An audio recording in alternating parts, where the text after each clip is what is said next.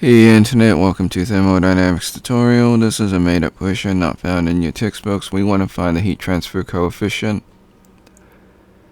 Water is being boiled under these conditions. The electric resistance wire is 51 centimeters long. The diameter is 0.3 centimeters. The surface temperature is 131 degrees Celsius. The power input is 4.2 kilowatts. The answer is A, 28,187 watts per meter squared per degrees Celsius. We can skip step 1, there's no free body diagram. Step 2 lists all the given variables, find the unknown. So the power in this case will be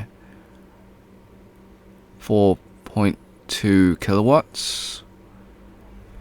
The area is the area of the wire. We're going to assume it's circular because they give us the diameter and the length. So we multiply by the length and the diameter.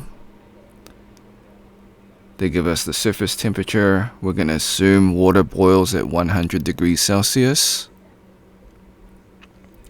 Step 3, find the heat coefficient formula.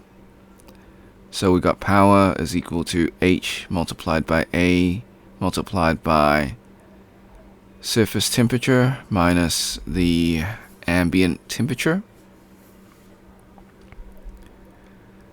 So we're going to rearrange to make H the subject. So it's power divided by area multiplied by the change in temperature. Step 4, we're going to plug and play. So we got 4.2 kilowatts divided by pi multiplied by 0.51 meters multiplied by 0.003 meters.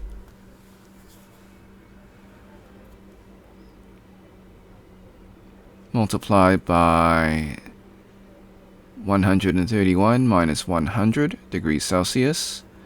This will give us 28,187 watts per meter squared per degree Celsius.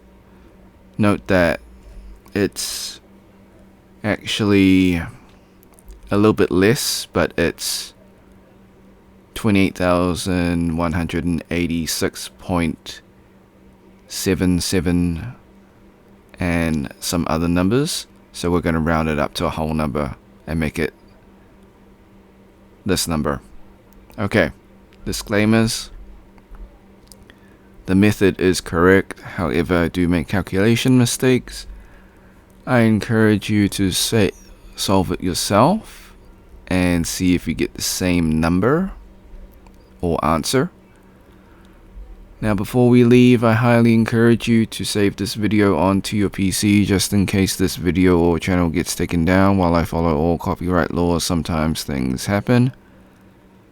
You can do this by using snipping tool. If you're on a Mac, use the Mac equivalent of snipping tool. If you never used snipping tool before, follow these instructions. Click on the icon in your taskbar. If it's not there, go to your Windows search, type in snipping tool, open up the program.